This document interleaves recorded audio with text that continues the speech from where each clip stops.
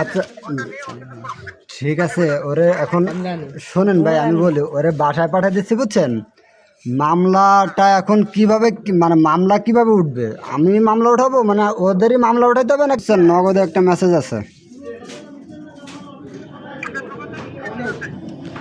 নগদে মেসেজ আছে, cash in receive মানি, এই আর কি।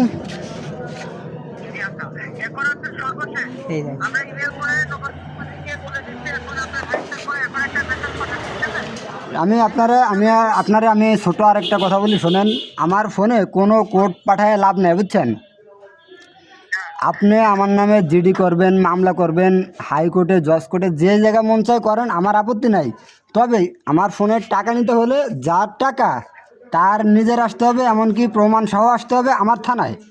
আইসে আমার থানা থেকে টাকা নিয়ে যাইতে হবে, প্লাস তার আসতে যাইতে যত টাকা খরচ আমি বহন করব, ঠিক আছে?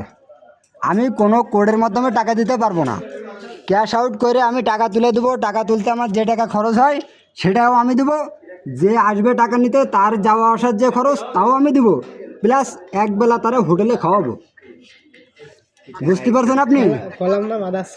ভাই, আপনি আপনি আপনি আপনি যত প্রকারের মামলা আছে আপনি করেন, আমার আপত্তি নাই। কিন্তু টাকা নিতে হলে আমার থানায় আসতে হবে।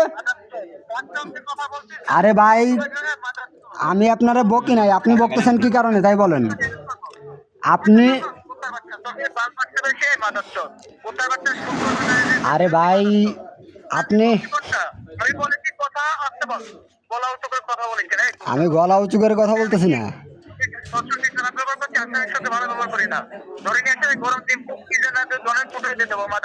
আচ্ছা, সে ঠিক আছে ভাই, বুঝছেন?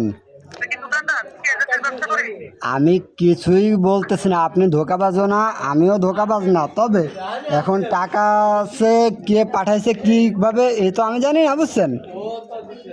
টাকা পাঠাইছে কিটা?